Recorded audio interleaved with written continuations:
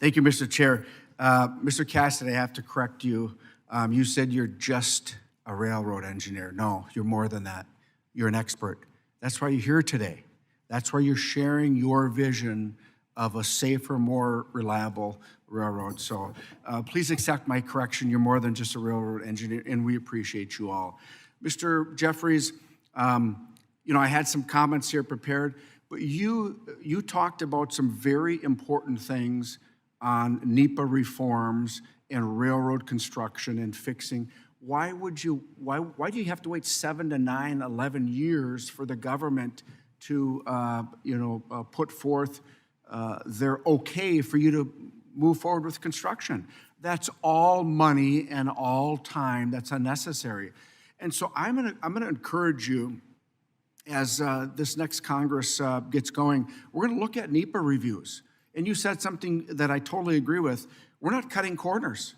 We're gonna keep the same environmental standards, same labor standards on these projects. We care about the environment too. And so that, I think, you all can have a strong voice in those reviews. So please be present, and we may ask you to be a witness and such. It should not, and I'll go to the mining issue for just one moment. It takes, on average, 29 years to open a mine in the United States of America. Canada and Australia and others, 2 to 3 years. Come on, we can do better than that. And I ask for your professional voices during that time. You also talked about prosecutions and arrests.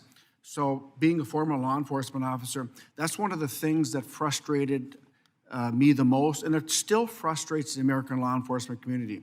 You could have your railroad police arrest these organized criminals, and they get a slap on the hand, even if that, and they're out the next night doing the same thing to your rail car, stealing the products off there.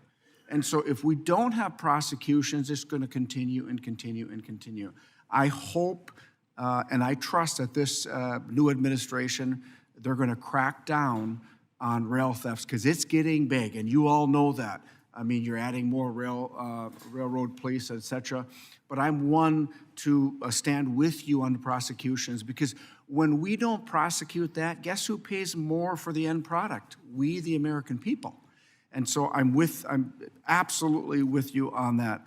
I want to say something that I think is really important. So I came from the county government in St. Louis County, northern Minnesota.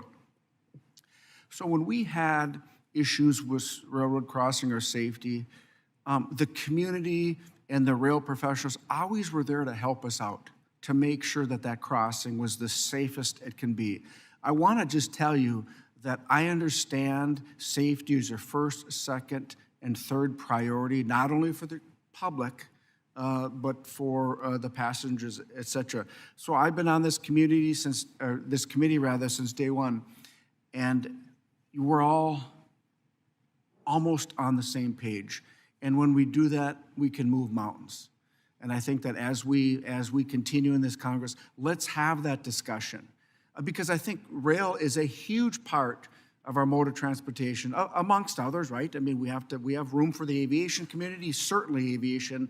We have room for using our ships and ports, et cetera. Certainly we can do that. And I would be remiss if I didn't say that Duluth, Minnesota has the most inland port in the country.